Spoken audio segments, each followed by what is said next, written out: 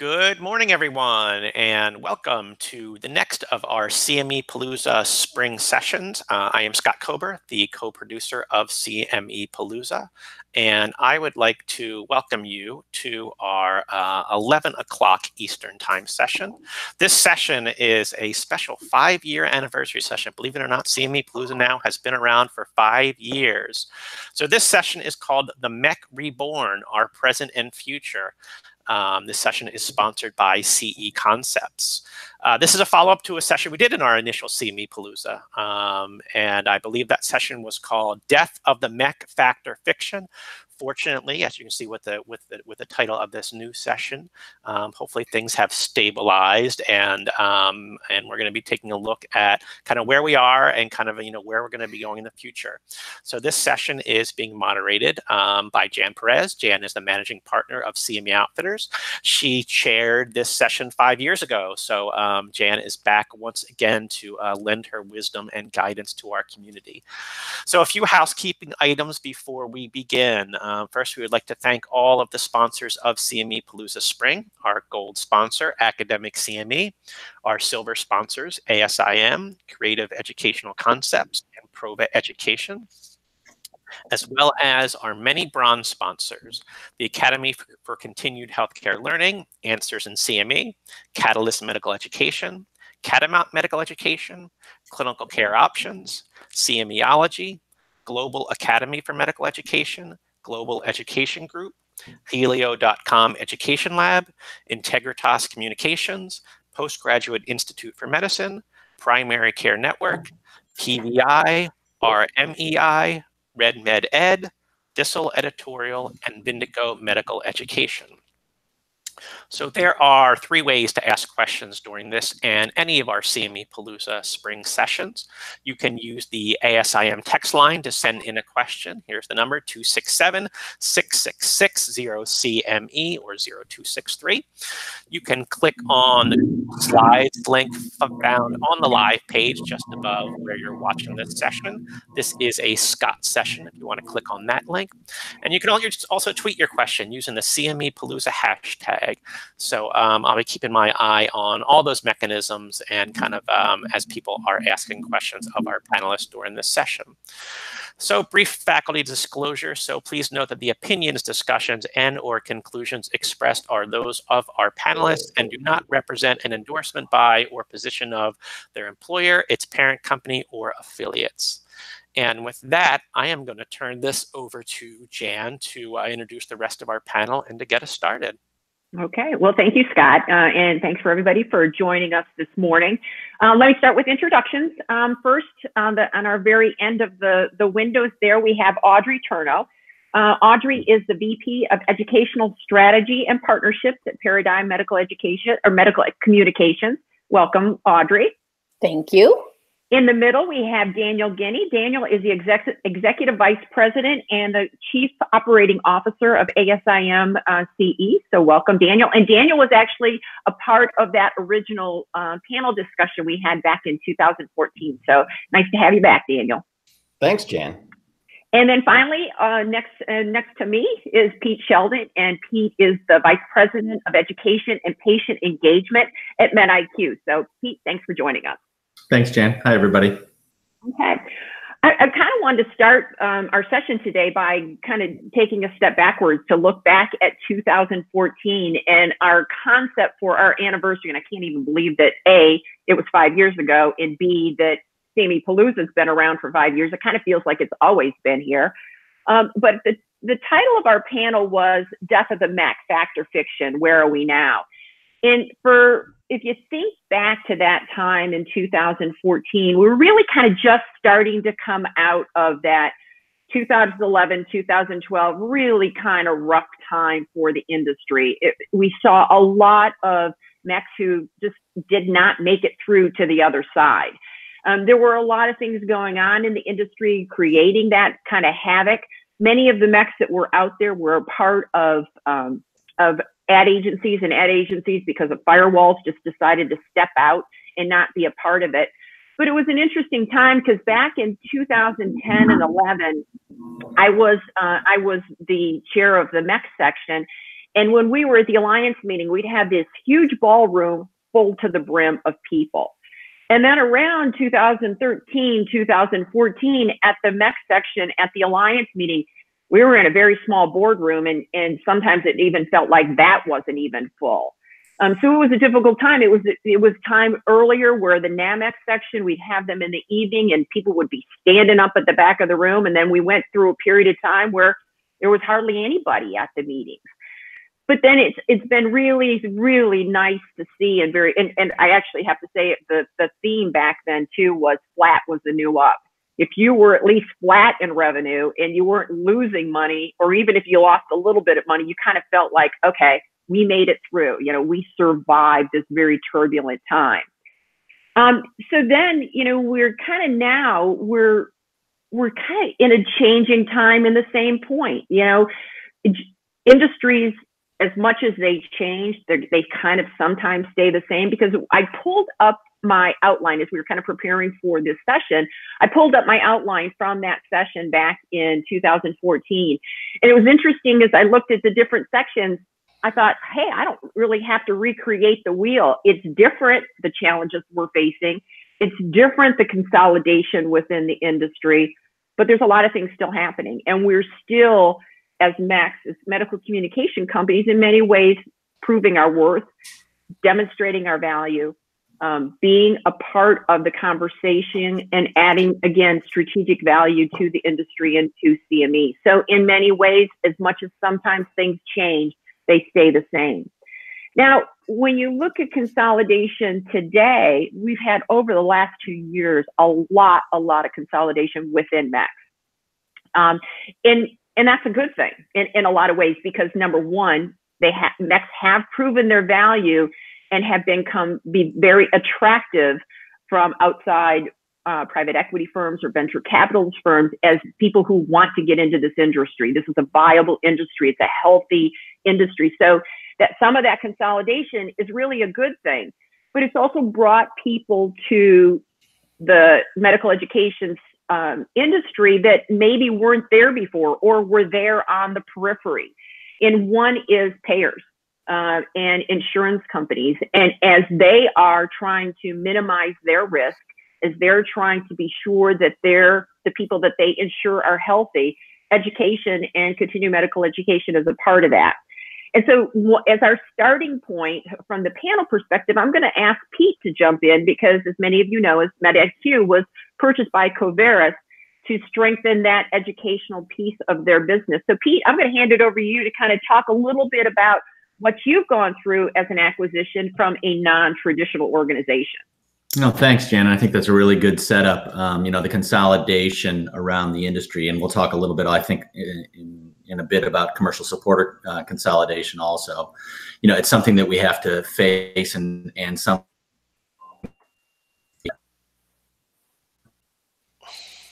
cases. And our situation, you know, a couple of years ago, we were looking at the ways that, again, that we can drive the business overall from a value standpoint, not just from a dollar and cent standpoint, but it's like, how can we do something different to set ourselves up competitively? And when Coveris approached us, you know, about acquisition, you know, that was not on our radar. And it's an insurance company, a malpractice insurance company based out of Boston. And they very quickly connected the dots for us, though. It's, you know, again, it's as you said, risk reduction, but it's also just driving value for their policyholders. And, you know, I think once we had those conversations and we looked at what that alignment was and how strong that could be, you know, it kind of coalesced into a really, really strong partnership. And it's different than, again, I know private equity is a big piece of the consolidation right now, but not just driving financial value, but it's really saying, you know, what else can we do in the CME space? And, you know, I would say, you know, from our standpoint, you know, the biggest plus is being able to access new data sources through the insurance company and through the hospitals that they insure. And again, we do a lot of risk management education right now. About 50% of our revenue actually comes from outside of commercial support. It's now done through subscriptions from hospitals and health systems. And so again, I think it's just an interesting example of the way that if we think outside the box and we're not just thinking dollars and cents, right, there's a lot of interesting consolidation that can help. It is really good points. And Pete, let's kind of, you briefly touched on it as you started talking, but let's stay with you. Can I talk a little bit about what the impact of commercial supporter consolidation is having on our industry? We're seeing a lot of it happening, and kind of where's your perspective on that, and what impact will that have on us as MECC? Mm-hmm.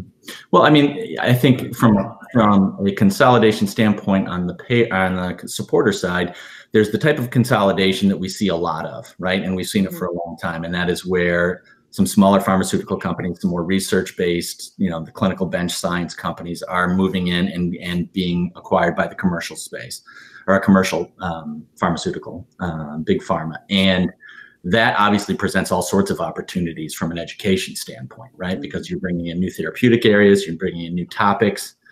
Obviously, sometimes there's budget increases that follow for that. So it's, again, that's always been something that's been very positive in our industry. And I think I see that continuing, obviously, now and into the future. I think the other kind of consolidation, which is a little bit more challenging sometimes, is when the two larger companies, right, that are serious players and funders in the pharmaceutical space merge. For instance, Takeda and Shire last year. We're seeing with Celgene and BMS, we see those types of deals that are happening. And again, I think what has to happen there is, as MECCs, we need to reorient a little bit, right? There's some short-term potential pain in that, just because we have to sort of reorient to the different cultures at pharmaceutical companies, their different processes around how they vet grants, what they prioritize with regards to participation over outcomes versus QI. There's a lot of different things that you have to learn over time through sort of the school of hard knocks as to what gets approved and what doesn't. And so I think overall, I don't think that's a negative. It's just something that we as MECCs, and being, intrinsically, plugged into this industry right now, and this is a large funding source for us, we have to really pay attention to. Audrey and Daniel, I'd like to kind of get your perspective on this, because this is something that, especially this year, it seems like, whether it has happened or it's about to happen. Audrey, let's go to you first. Kind of what is your feeling or perspective about, what the impact of some of these larger mergers, like Pete said, that, let's say Takeda and Shire that's upcoming, where do we see that possibly having an impact on us? I think from our understanding and evolution as everything happens, it really is about us continuing to maintain dialogues to make sure that grant submissions, reconciliations, outcome reporting are meeting the needs of the evolving teams on the other side. If things are standardizing, if things are changing, if there are new expectations of what is important internally, then we want to be able to be aware of those and be able to continue to meet those. When a system changes at a supporter, we know that we need to make a transition in the way that we are meeting the ongoing needs of reporting back to help them demonstrate what was being talked about in the first session, that return on educational investment. It really is key for us to stay knowledgeable. Yeah. Daniel, your thoughts? Yeah, hard to say anything totally unique after that, but I just think too, it just makes it kind of interesting and fun. We have a couple of new folks who started on with us this past year, and just being able to explain to them, just as soon as they thought they got it figured out, now it's changing a little bit, and we got to keep our eye open, So I just think it's another way that keeps us on our toes and keeps us involved. But I also think too about what stays consistent is the MECCs. We're here, we're part of the CME enterprise, and even as the supporters change and move, and even like Pete was pointing out, as there's new funding sources and new ways to do it. I think, again, what the MECC brings to the CME enterprise is that consistency and that, continuing to advance education for healthcare professionals. Yeah. And it all comes down to, or, a theme that I'm hearing through here is our value. No matter what you are, whether you are on the customer side, if you're on the learner side, if you're on the commercial supporter side, if you're on the faculty side, providing that value to them is what is, from any business enterprise, going to, no matter what you are, going to keep you and sustain you. Talk a little bit about our having to prove our value continually. It seems like it's one thing that we always do, but we do very well. But Audrey, why don't you kind of take the value of MECC to the CME enterprise? Sure.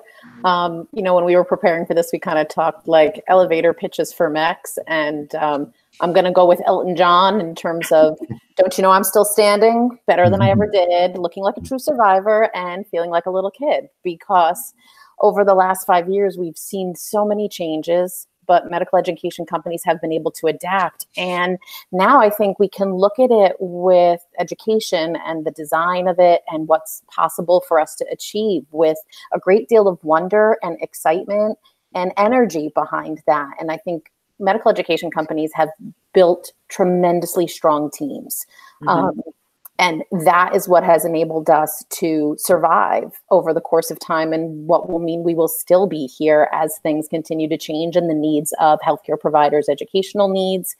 It's what we've come to learn to do. Their academic medical centers are definitely the nexus of learning for many years for healthcare professionals. But what we often hear from our partners, and I speak of them this way because MECs do have amazing opportunities to partner with so many different stakeholder groups across the entire enterprise, is that many of those CME departments are within the academic medical centers. They're understaffed, they're underfunded, and they're underappreciated for all that they do. You know, and an N of one can only do so much, but with a few more hands, with a few more ideas, with a few more sets of eyes towards compliance, what we could do in terms of educational design is the possibilities are unlimited. And that's where partnerships with medical education companies could be key.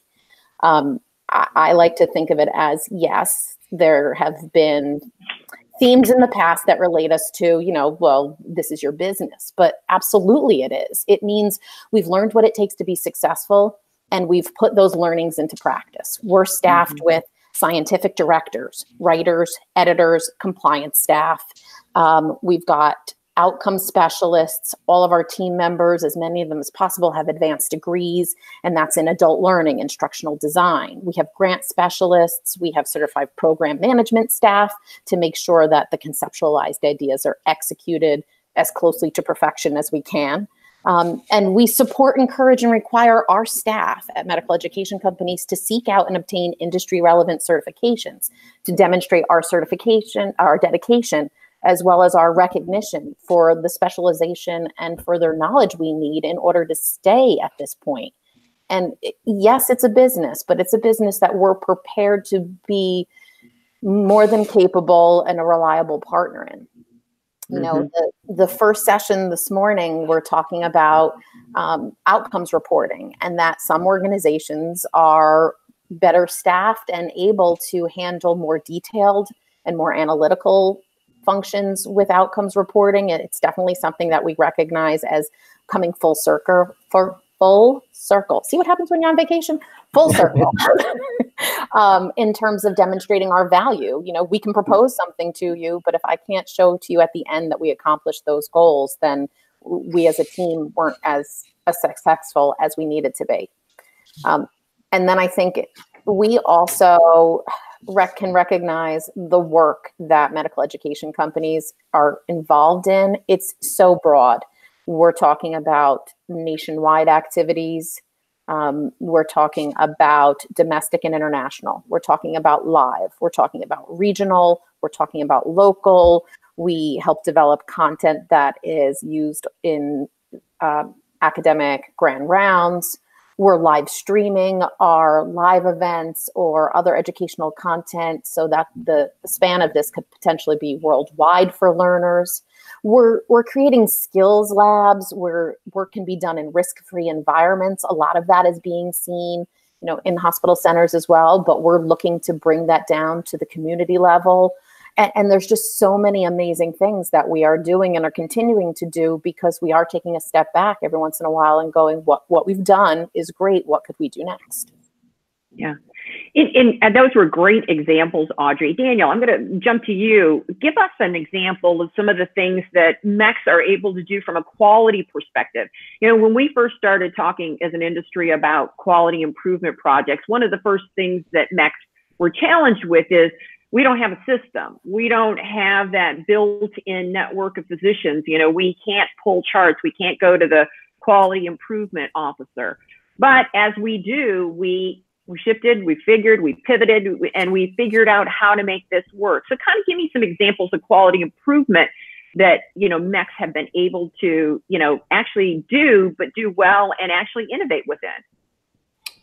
Yeah, I think it has been a great testament to how things have progressed over the last several years. And I know Pete and MidIQ, you guys have certainly been very involved with quality improvement, QI. It's been great to see the progression and just the understanding of the difference between quality and performance improvement, how there was a lot of overlap or confusion in terms of, are they the same thing? Are they different? But that as we've grown in our understanding of the quality measures that are available, and the fact that, for hospitals and health systems in particular, quality is really a huge driver of their success, of whether they're going to make the revenue they need to make. And maybe there was a bit of skepticism about, who are these for-profit companies coming in and they want to stick their nose into quality, and there's even been the well-documented territorial issues within hospitals about the quality department versus the CME department. But I think a well-documented or aligned opportunity is when there's room or a need and identification for education, continuing education for the healthcare staff aligned with the quality improvement. And so when something like that arises, there's really, our experience at ASIM has been that health systems and hospitals want to talk and want to ask for our, need our assistance, as Audrey was documenting, because of the various skill sets and the capacity that we have that a lot of the health systems, the departments just don't have it. And so, I just think example recently, there's been a number of CME grant opportunities that have been over the years. And most recently, there's one out currently from with the Alliance and from Pfizer around increasing pneumococcal vaccination rates. And for some hospitals or health systems, they're doing a great job with that. And so they're not really going to be interested. That's not going to be a real motivator for them. But there might be another health system that's looking at that saying, wow, this would be a great opportunity if we could secure some grant funding to kickstart a long-term initiative where we're really going to start looking at across the various facilities in our health system, how are we doing with getting folks who are at risk, could be high risk, could be all people, but, and they have to look at their numbers and data, decide if they really want to put forth an effort. And now, by incorporating education, the kind of the who, what, where, when, why for increasing pneumococcal vaccinations, maybe even some performance related measures where, what do we need to do in order to be able to administer the vaccines? And then the hospital, the health system takes a look at their data, and with the growth of EPIC and the prevalence of it and other, electronic health records, these systems are realizing that they're really able to take a look across all their facilities, try to drive improvement in whatever quality measure it might be. But then they're really able to personalize it too. And so if there's a particular facility that's kind of lagging behind, they're able to look at the reasons why, and so, maybe there's all sorts of factors that could come into play. But that's the kind of thing where the health system maybe prior couldn't look at that closely, but now there's an opportunity. And, so we've been able a couple of times to recently to, partner with health systems, and it's really a great experience for them and, for the MECC as well that's involved. So hopefully that wasn't too high level of an explanation or a description, but I think the opportunities are really great. Yeah, you bring up a good word, partner, because in my experience, and I think probably many MECC experiences, having the right partner, just like anything in life, is make or break. Kind of talk about how you go about choosing your partners and some examples of maybe times it's worked and times it's not so worked. Sure, yeah. So back in the day, so ASIM, 20 years or so that we've been providing continuing education. Early on, though, we were almost exclusively a partner with Johns Hopkins, and that was for whatever factors that went into play at the time, but it worked out really well. We were able to collaborate with one of the premier academic institutions in the country, and they were able to have an organization that they could trust and rely on to develop and disseminate high quality continuing education, of course, in line with their faculty and with their CME office. But as the years went by, I think Johns Hopkins realized that there were other opportunities, that ASIM wasn't the only fish out there in the proverbial barrel. So, they started to collaborate, but we also said, there might be other opportunities in places, where we can collaborate. And, an example is we had established a partnership with the Society of Hospital Medicine for a number of years. So we were able to collaborate with a specialty society like that. And the reason was they were looking for particular online education that they could make, that could regularly be available, that was easy to access, and that was on topic for their hospitalist members. So we had created the SHM consults format, so that was a nice partnership that we had. That went on for about 3 years or so. And then they decided they liked it so much that they took it on themselves. So really now it's an offering that's exclusively available through the Society's learning portal. So, just a couple of examples. And I think really it comes down to sometimes we can be a little overeager and think all the world is an opportunity. I think really what's important is, from a MECC perspective, know your strengths, know your interests, know your areas of expertise. And, without trying to force a square peg into a round hole, where there are hospitals and health systems, local community groups, partnering with advocacy organizations, I just think there's options. If your services and your capabilities match up with what they're looking to achieve, I think there's great opportunities. Yeah. Hey, Dan, can I jump in there and just sure, I totally agree with where Daniel was going with that. And I think when we think about partnering with academic medical centers or health systems or societies, right? A lot of times in the past, it was as a response to an RFP. Say they came out, there was an opportunity here. Oh, this would be a good partner. Let's go talk to them about the opportunity and see if there's good alignment here. And, we made a concerted shift a few years ago. We actually have someone that all they do is work on collaborations in our organization. And because we said, the sale shouldn't be about the opportunity. When I say sale, meaning when we introduce ourselves to a partner, it shouldn't be about the opportunity. It should be about the way that we are set up, that we are built to execute on these things. Give them examples, tie it back to past results, and make sure that they're comfortable there, because we think that that's a much firmer platform that when opportunities happen, that you can go back to them.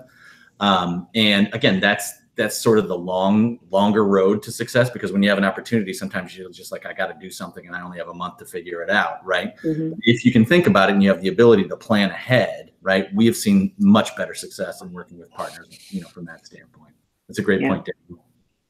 Yeah, but let's stick with you, because Pete, when we think of partners, sometimes we think of, an academic medical center, another MECC, a technology company, whatever it might be. And sometimes the biggest partner in education, the patient, gets left behind. But we're seeing that tide change significantly and bringing patients as partners, as stakeholders to the table. So what are some things that as MECCs and what have been you've done at MedIQ to bring that patient to the table?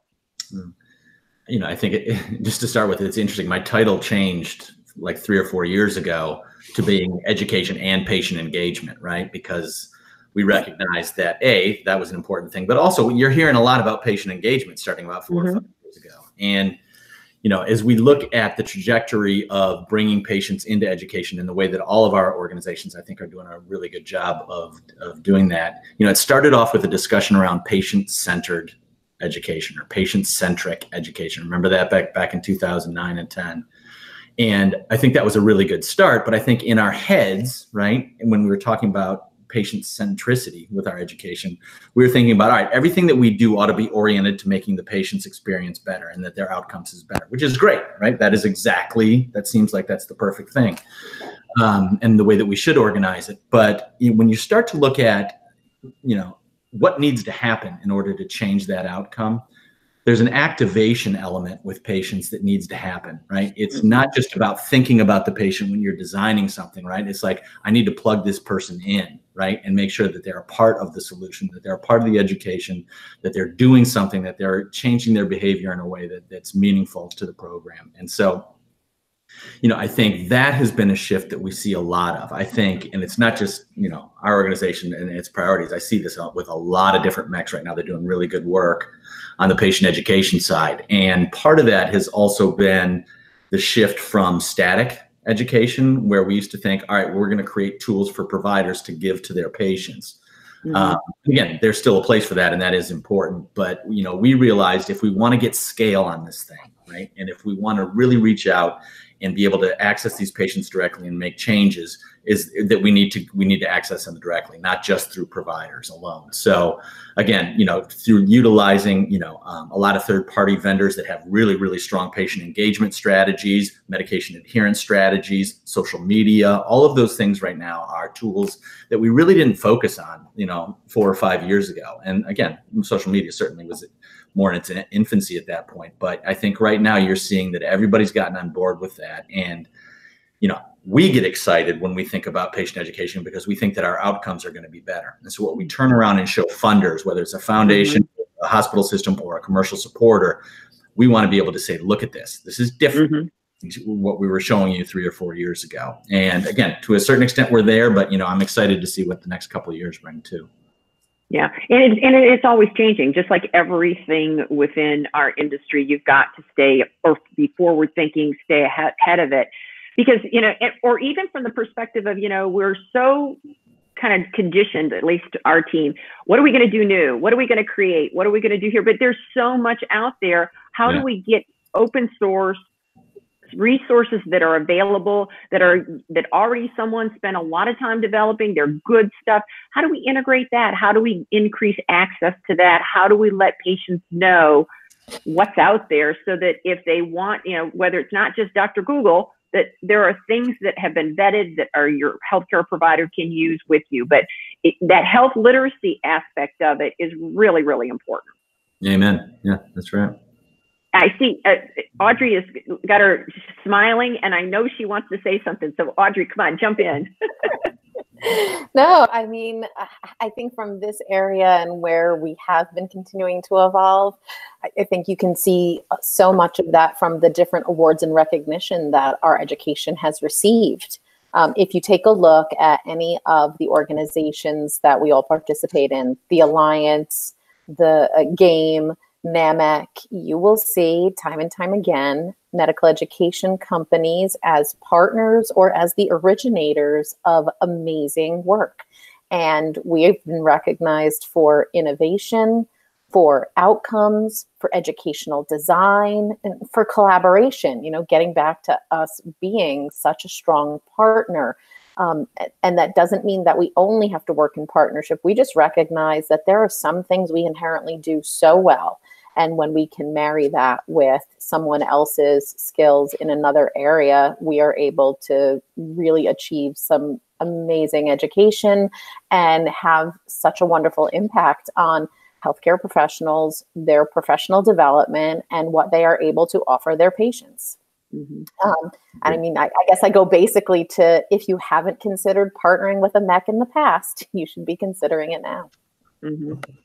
Well, when you talk about innovations, technology is one of the things that I think our teams, and when I say I say MECC teams, have done a really awesome job of, all over the map too. It's not just, it has to be very, very high tech, but how do we integrate technology into innovation? Daniel, jump on that one. All right. I mean, again, it's just a great example of where, I think because of the nature of our business, the way MECs are set up, we are the ones who kind of drive innovation a lot. So when there's a new push from supporters for what's new, what are you doing different, what's innovative, and when even you start to see our participants, our target audiences, whether physicians or nurses or pharmacists or other folks, they kind of maybe we're getting stale, on the old-fashioned lecture, and so how do we move things ahead? Well, enter the MECC, and we really are the ones who can help do that. I mean, so whether you see now virtual reality at symposia, I noticed, I think it's Matt Freeze and Mid Learning Group are doing that fairly often now, and I mean, I think that's really neat to see, and it's really cool, the buzz that the participants, when they come out, are usually talking about little bit of med ed company envy, I'll admit to as well. The gaming features that are being incorporated now into programs, mobile apps for registration and audience response, educational measures and other groups who have made the use of iPads and satellite symposia ubiquitous. I mean, do you remember how many reams of paper used to get thrown out after a symposium? So I think all these kinds of, different technology that's been incorporated, and as Pete alluded to, that it's going to continue as we move along. And I think one of the really, looking forward, looking ahead possibilities is just through AI and, machine learning and what that can bring to our quest. Is there a way to bring all this? I think, Jan, you were just speaking about it a few minutes ago. Where are we going to be able to bring all this information, all these programs, all this content data that is available just in the CME enterprise? But is there a way that people are going to be able to access that? And so, can through AI, maybe there's algorithms that learning management systems and e-learning platforms. Does anyone hear Archimedics being called out? Is there a way that folks are going to be able to get personalized education that, is able to say, through your responses, through your answers, through the way you respond to questions, here's some activities, here's some information that's really appropriate for you. And this other stuff over here, probably not so appropriate. You probably don't need this. That's all going to be, it's going to start happening soon. And so, maybe in our little corner of the technology world in the CME enterprise, maybe it's through our learning management systems and through our e-learning platforms that we're able to start to make that available to our participants and learners. So I'm kind of excited about that. Hopefully it's not too far down the road. I mean, it's happening in so many different ways and in spurts and starts. But I think we're going to see that fairly soon. Yeah. It's interesting, it's so much is changing and so fast when it comes to technology, when it comes to digital health and all the information that patients have, and bringing it in reams to their physician, and what are they going to do with it? And there's a serious educational need there. But it's also, when you talk about AI, there's a great potential for it to have a significant impact on the medical field. And how do we as educators adapt to that? We were talking with one of the faculty who's an orthopedic surgeon, and he said, in the years to come, when you've got self-driving cars that are safer, 62% of our business as trauma surgeons is related to car accidents. Does that change our, the way that we do business and the way that we do surgery? When you talk about the way that artificial intelligence might change radiology for the better or not, what does that mean for radiologists and how they have to shift their education, and what can help them to adapt to a changing world? So technology there's the fun part of technology, as you said, with virtual reality, but there's also the very interesting part where can we fit in to help physicians adapt to a changing world? Anyone have any thoughts on that?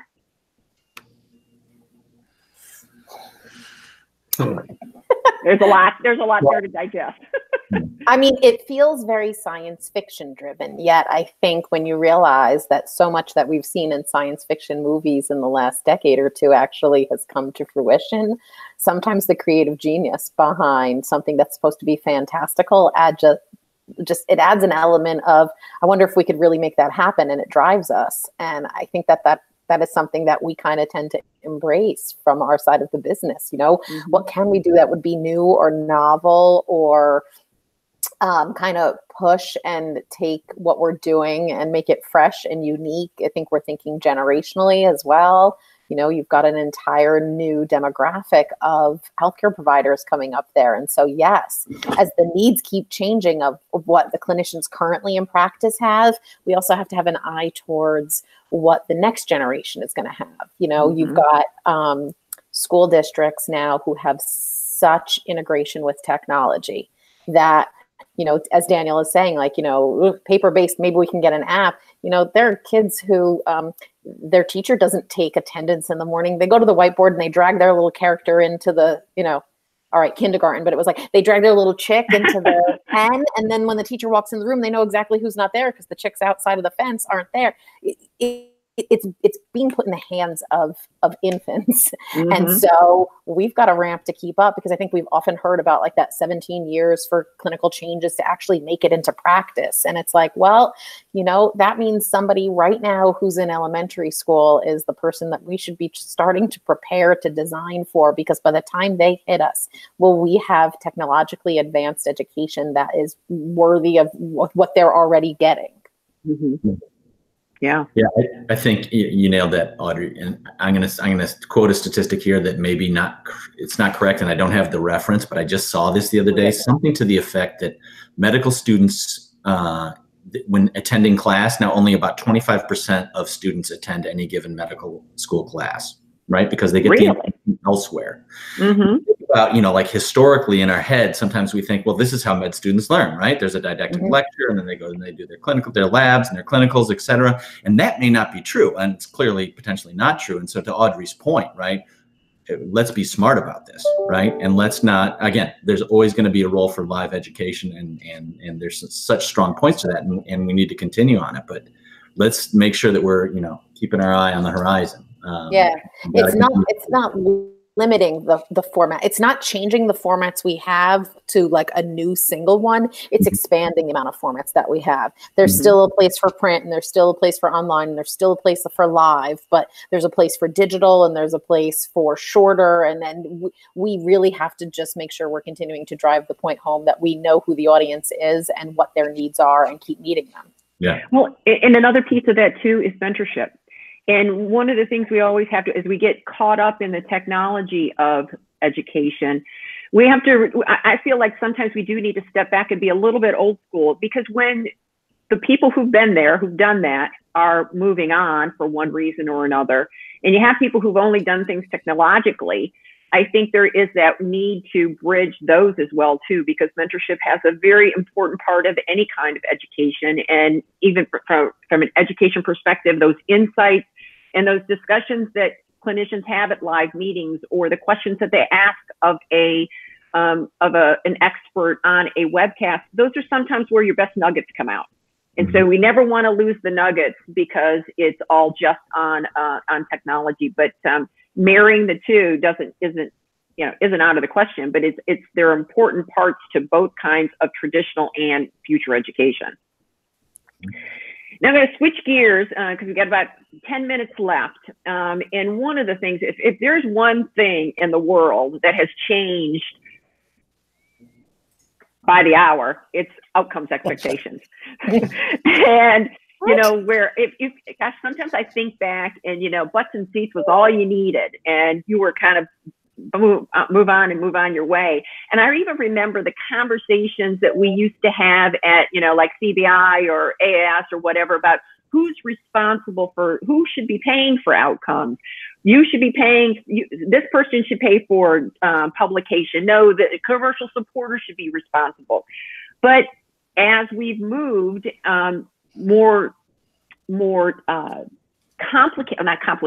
advanced outcomes have become more a part of our everyday life. But Pete, jump in on outcomes, kind of where you've seen them come, where you see them going, and what are some interesting things that MECCs are doing that, you know, really do set us apart from other groups. Yeah, I think this was covered in the 10 o'clock session a little bit, and it goes back to what Daniel said about, you know, the data, right? And if we can figure out a way to standardize data, and we can start working with quote unquote big data, where we all are on the same page and we all have the same metrics, et cetera, and that can drive better decision making. I think we all have our eye on that. Again, there's more work to be done. I know Brian and his group are doing that. You know, I think that's one part of it. I think from our standpoint is, you know, we're trying to say, okay, how do we improve the outcomes measurement within the given technologies that we utilize right now that learners value, right? So again, your webcast, your live program, again, your digital activities. And to us, right, is we want to drill down more into what the users are doing and what they are learning, and looking at them as discrete groups. So my point being is, we're developing a platform right now that's just launching this year. I'm sorry? Can you hear me? Mm-hmm. Yep. Oh, sorry. Okay, I thought you lost me. We're working on a platform that's launching this year where, again, we will know, again, what people's confidence are before they answer their pre and post questions so that we can compare with that. We'll know by learner, again, whether they're specialty, what type of specialty they are, what type of provider they are. We'll be able to just do a much, much better job on organizing the outcomes into more meaningful data. You know what I mean? So it's not just overall and aggregate data that pre to post, right? It's how do we dig in on that? So again, there's two answers to that. I think that the big data part of it and making sure that we're standardized is critical. And then the other part is again, just doing a good job on what we already are working on. Yeah. Audrey, what's your thought? I think when it comes to outcomes, we've seen a lot of supporters of education actually put together days where they're inviting in the providers to present the outcomes to help drive home the value of what's being supported. So that's been an incredible opportunity. And when you take a look at that, you're seeing the need for everything statistically relevant that's always been talked about. P-values, include the ends. Yes, we want aggregate, but yes, we want the individual data. What about matched learners? Because we know, is it going to be different? Our ability to segment these into specialties and professions, and we have the ability to do all of that and continue to do so. I would say one of the things I think that medical education companies are kind of leading the way on is visualization of summary data, taking that traditional 20 to 30 page outcome report, giving you the breakdown of everything and figuring out a way to roll it all up onto one slide. So that, yes, when our supporters have that few seconds for an elevator pitch, they're armed with the information that they need. And, I think when we're getting back to, we were discussing earlier about growth of our organizations and what we're looking for in individuals to kind of add to the armamentarium that we have. We are looking for individuals who can jump on board and help us see how we can consolidate information while continuing to tell a solid story and conveying all of those points of there was a need, here's how we fulfilled it, and here's what you need to know about what we were able to accomplish with education and what is needed next. The data without the story is really not very impactful. And learning to be that good storyteller, I think, is something that is incredibly important today. Daniel, any thoughts on outcomes? Hopefully we can hear you. Yep. Yeah, I'm back in. Can you hear me okay? Yeah. Yeah, outcomes. I mean, I was able to tune into about a half an hour of the standardization project session just before ours. It's great to be able to contribute to that, and then also to see how far it's come along. And I mean, thanks to everybody. So I hope I'm not repeating what other folks have said already. But I just think the way we're able to move this along and to respond, in a large part, like Audrey was just saying, to what the supporters are looking for. But I think as we look at what we're doing, we really want to be able to provide the feedback and the information and to be able to look at the information and say, not only here's what happened, okay, we got all these people and great, we blew the participation out of the water, but what does this really mean and where can this possibly go? And then let's look at the feedback that folks are giving. Are they actually providing good, practical, useful feedback as to that the content was good and it's something that they'll be able to use as they care for patients. And then just on a very personal way, we got to hire a new person on our team this year, and she's just so dug in with the stats, but gets as they apply to CME. So okay, we're not going to have this gigantic N of 50,000 people, but how can we report this information and deliver it in a meaningful way? To continue to justify what it is that we're doing and that we're making a difference. So it's kind of an exciting time, honestly. It is. So Jan, if I could jump in with a question that came over. First of all, I apologize to everyone that we're having some video problems. The video seems to be stuck for this session, but this can make a great podcast. Everybody says the audio is just fine. So here's the question that came over. So in your opinion, are MECs more or less likely to share innovations and sort of how they innovate with the general CME enterprise than other types of providers? or are we more proprietary? Audrey, you're smiling. I'm going to let you take this one. This is interesting. I'm smiling and no one knows that. Actually, I think because you will see a lot of our activities get award recognition or be incorporated in kind of outcomes publications, at a certain point, you will see what we're doing. And I think what that does enable us to do is share some innovation that's happening and challenge one another to see, but what can we do next? So I think that the answer is yes. We're working hand in hand with our partners during the development of things, but I think then we do tend to push each other from a healthy competitive nature. Like, here it is. Yeah, here it is. Here's what we've done. Kind of like, what can you think of to take this on next? And that is what has helped to propel those of us who have maintained, our businesses throughout the last 5 years. Yeah, I think that sharing part is really important, and I think it is something that we do very well. Now, are we sharing everybody sit around the room and sing Kumbaya and let's share our ideas with each other? Maybe, maybe not. But sharing of successes through publication, as you said, posters and articles, and sharing it via press release and within LinkedIn, that's something that we do very well, because I think it's an important part of generating the next idea. Taking that and making it just a little bit better. So I think that, okay, maybe I'm biased. I'll say that right from the get-go, but I do think we do a good job of sharing. But Pete's got a really weird look on his face, so I don't know if he agrees with me or not. I totally, no, really, I'm sorry. Nobody can actually see my face if I'm grimacing. No, not at all. So I agree with that, but what I would say is what would be really, really powerful is, imagine if CME Outfitters and MedIQ and Medscape and AIS, whatever it was, we actually got together and did programs through a collaboration, right? Where we took the strengths of each organization, we put that together. I think that would have tremendous impact, and we don't see enough of that, right? I think we're great at sharing, right? Through things like this and AIS, and again, we just talk, right? We know each other, and I think that there's not a lot of the proprietary thing where people don't want to share, right? But again, if we sat at a table and said, why don't we work together? Let's do 3 or 4 in this area, like in IBD, where we're really strong, all 3 of us, and let's put something together and develop. I don't see a lot of that. And again, that is interesting. We typically partner with academic medical centers and societies, but we don't partner with each other. That's a good point. Yeah.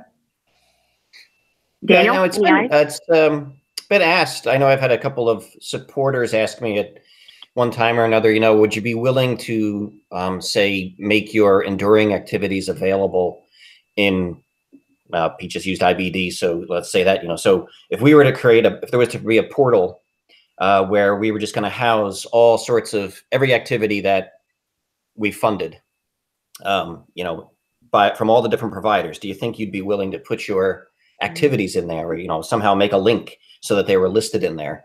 And I'll be honest, at first I was my initial thought was, that's a little uncomfortable. But then I thought, what, why not? I mean, all the activities are in the public domain. Once they're launched and posted on whatever website, they're out there.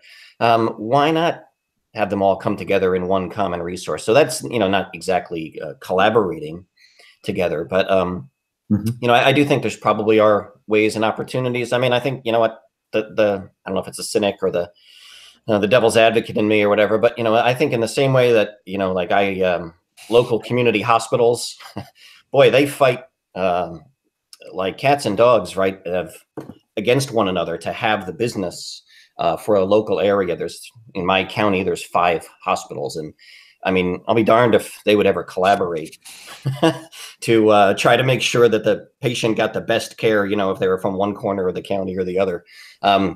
So there's a bit of a cynic in me on that, but I think certainly the conversation should be had, and I guess it would just take a few MECC companies to advance that and try to make it happen. But sure, I think it would be certainly something from a funding standpoint that would be of interest, because it would mean maybe supporting one large activity instead of 3 separate ones that all kind of do the same thing. So maybe it's something to think about. Okay, so we've just got a couple minutes left, and so I don't think we can really go through this out with saying, everything's peachy keen. There are threats. Audrey, biggest threat that you see right now in 30 seconds? Oh, I think the ongoing perception that we need to be monitored more specially than anybody else. You know, we had that conversation kind of, we're still called out in letters of agreement, look out for those MECCs, or just another third party working on things sometimes. And sometimes we're the provider, which means we're held to the same standards as any other provider type. So I think that where we haven't moved the needle all that much in 5 years is some odd perception of that we need to be monitored, and it's not the case. Daniel? I'd say it's a stuck in the mud mentality, or you know, this is where we hang our hat on, and this is what we've always done, and gosh darn it, we do it the best. You know, I think that kind of you know, just being kind of stuck and not being forward looking is a real threat. Okay, Pete, final word. I think that our reliance as an industry on doing needs assessments and developing programs based on what has changed, right? What is changing. So guidelines, new data, emerging therapies, again, that's very, very important, right? But we do our learners a disservice if we are not also looking at what's important in their day-to-day practice and make sure that we're focusing on that, because long-term, we have to make sure that we're doing both. That's a great way to end it, because at the end of the day, how can we help that private practice physician, specialty physician, system physician make their lives easier, their workflow easier? Because at the end of the day, that's really what helps the patient get more time, get more care, and have better outcomes. So thank you, you guys. It was fun working with you again, for Daniel, and always with Pete and Audrey. So thanks very much, and thanks for our audience for being with us. All right. Well, back to you. Thank you very much, Jan. And I did mention that this would be a great podcast, whether our CME Palooza podcast that started a month or so ago. So I will make sure that that we have this available as a podcast very soon for those folks who weren't able to join us for this session. Just break it into 15-minute chunks, will you? No one will listen. So for those folks who are either watching this live or the recorded version, there is a quick survey at the top of the live link tab on the CME Palooza website. So we please do ask you to complete that survey to kind of give us feedback on CME Palooza Spring and how we can plan for the future. So those folks viewing this live, hopefully our video problems will clear up for the next session. That session will begin at the top of the hour. You'll just need to refresh your browser and it should pop up. So with that, I'd like to thank Jan and Pete and Daniel and Audrey, and we will see everyone shortly. Great. Have a great day. Thank you.